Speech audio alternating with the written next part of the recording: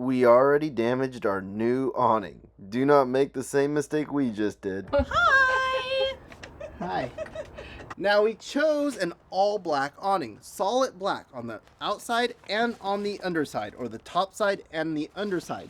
And the reason we did this is the awnings we were looking at from RecPro, if you bought the one with the pattern was only on one side, when the current awning had the pattern on both sides.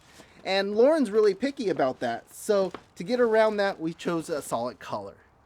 So what Ben is trying to say is that this seam is heat sealed, and if you have a pattern, that pattern ends up on the inside, on the underside of the awning. So you see just a strip of the pattern against the white underside, which is not printed to match.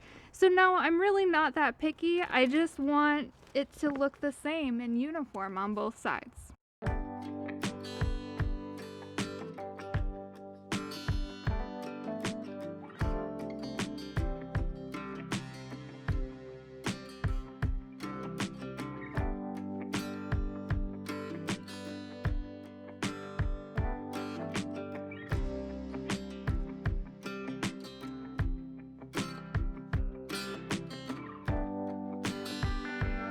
$150 roughly. We get a whole new awning from RecPro.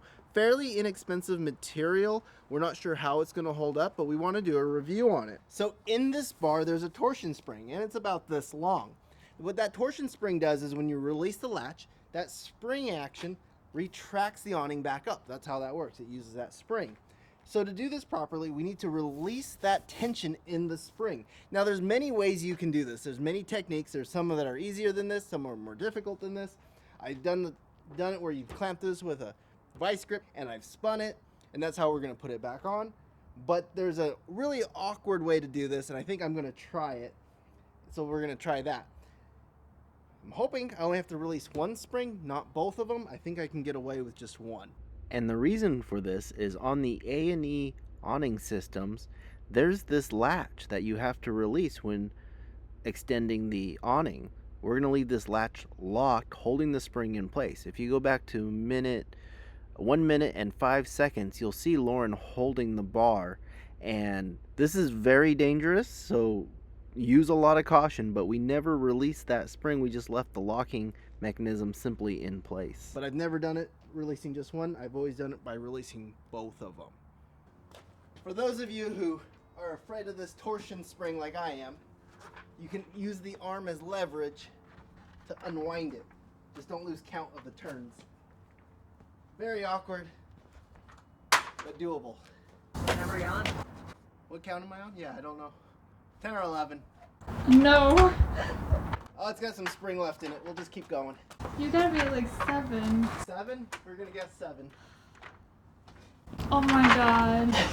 You gotta make sure you got it. Why? You're making this project so much harder than it needs to be. We're gonna be trying to rewind it and you're gonna have no idea how many.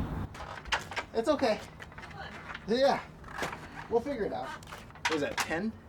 I don't know, you're supposed to be counting.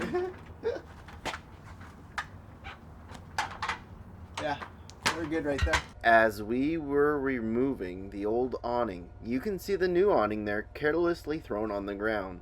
We weren't too particularly careful with the new material or the new awning, and it has already caused us some damage. You can see there we got a little rip in the awning. That was our fault. There's a little bit of excess material here on the roller arm between the awning and the valance. I'm hoping that tightens up and goes away, but I'm not sure yet.